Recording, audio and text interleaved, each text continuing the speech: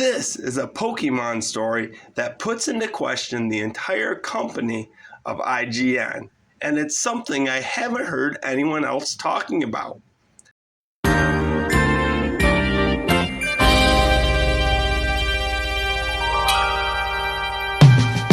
IGN is the largest video game media company. Pokemon is the largest entertainment franchise in the world. My question is, does IGN fare Pokemon? I'll let you decide and put your verdict in the comments. The reason I ask this is due to the very odd situation with the most recent Pokémon Scarlet and Pokémon Violet review. Before we get to that, let's discuss two previous Pokemon game reveals IGN had done. First, the now infamous Pokemon Alpha Sapphire review. The reviewer says the game is great, and now infamously lists the biggest negative to the game as it has too much water. How many points should be deducted from an admittedly great game for having too much water? 2.2 points, leaving the final score for Pokemon Alpha Sapphire and Omega Ruby at 7.8.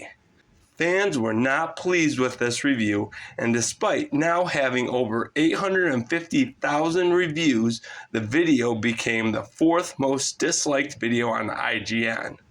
While I must say a 7.8 is not too far off the game's Metacritic score of 82. Now, let's talk about the opposite end of the spectrum with the review of Pokemon Sword and Pokemon Shield. In this review, the reviewer talks about this being her favorite all-time Pokemon game and truly gushes about just how great this game is. It makes sense that this game was given a 9.3 score. This score makes sense when compared to the review's narrative. What's the problem with this? The review has been panned by many due to the faults of Pokemon Sword and Shield. From the underwhelming graphics, to the same old Pokemon gameplay mechanics, to the lack of the complete Pokédex, many people think that 9.3 is way too high of a score for this game. When looking at Metacritic and its score of 80, perhaps fans are correct, but in the end, a review is an opinion of one person, and opinions are never wrong. Despite the 1.8 million views on this review, it has become the fifth most disliked video on IGN. After the debate these reviews created amongst the fan base, I could not wait to see the IGN review for Game Freak's newest Pokemon games, Pokemon Scarlet and Pokemon Violet. So, what did they rate the games? A 6 out of 10, which is a completely fair score when comparing the narrative of the review to the score. Sure, it's a bit low compared to the 72 on Metacritic, but definitely fair. So, where does the issue come in? When the review embargo lifted on this game, my YouTube feed was flooded with reviews for Pokemon Scarlet, Pokemon Violet, and I immediately searched for IGN's review as I tend to watch their reviews first for the biggest games. It was nowhere to be found. I continued to search throughout the day for the review and still nothing. I searched a few more times the next couple days and scrolled through IGN's videos numerous times because I thought I was searching wrong, but nothing came up. 6 days later, the review shows up first thing in my feed. My question is, why did it take them so long to upload the review? Were they apprehensive to post a review with such a low score until they saw other outlets' reviews?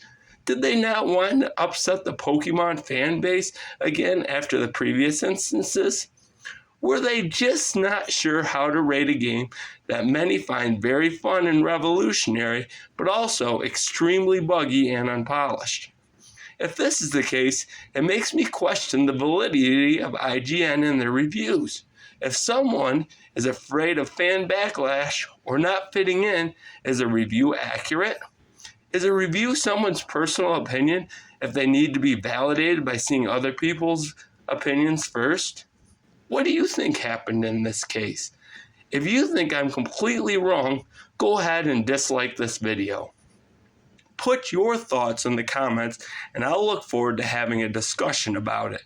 If you want to know 5 things the Wii U does better than the Nintendo Switch, click the link at the end. If you like Switch videos with a Christian slant, you're in the right place. So go ahead and subscribe. Thanks for watching. You're a star. Your best days are ahead of you. God bless.